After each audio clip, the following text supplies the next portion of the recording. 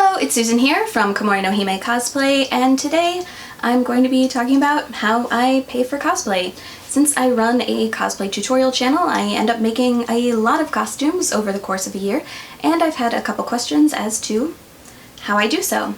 So I should start off by saying that I am not a professional cosplayer. Cosplay is still very much a hobby for me, and I do have a primary job, which is what I use to pay for my bills and car insurance, and it does help to pay for cosplay, but I am also fortunate in that I have been able to monetize my cosplay in a way that it kind of feeds itself in this kind of circle of cosplay, and I thought that going over it might be helpful for some of you.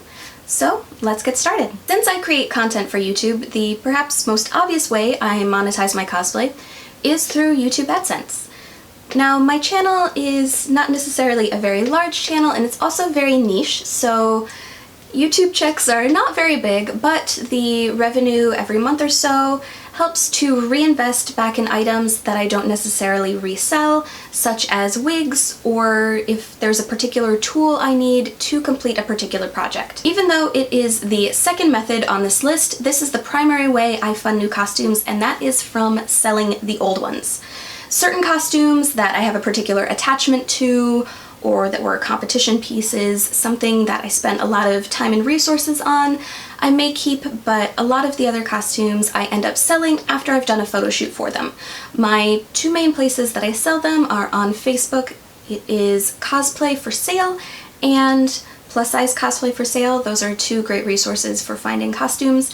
Now, on sites like that, you tend to be competing with people selling their own costumes, either ones that they made themselves or from Taobao. So a lot of times I don't end up making a profit off of the costumes. Usually I just end up making back the material cost, but that is still a way to reinvest back into more materials for new costumes and to keep more space open in my closet.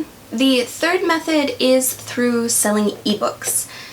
Currently, I have two ebooks for sale through Amazon, Cosplay Sewing for Beginners and How to Start a Cosplay YouTube Channel.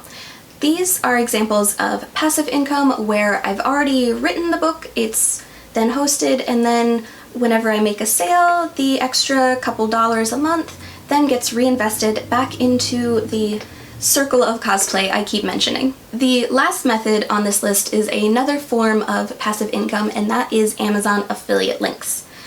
When I use an item that I purchase from Amazon in a video, I'll put a link to it in the description box, and if someone clicks on that link, it'll track their user behavior for 24 hours, and if they purchase something from Amazon, I get a small commission from that item. Now, this doesn't change the price of the item, it just helps the channel. Now, this is going on a little bit of a tangent, but one thing I should mention is that if you decide to incorporate affiliate links of any type into your cosplay monetization plan, you do have to disclose that they are affiliate links. This is something that not necessarily cosplayers, but I do see other people online and even companies posting links to Amazon without stating that they are an affiliate link. So that is something that you do have to disclose, and one thing I really wanted to mention while talking about this portion of the video. There are many more ways that cosplayers fund their costumes. These are just the 4 ways that worked best for me. I hope you found this video helpful. For more cosplay videos, please subscribe, and thank you very much for watching. Bye.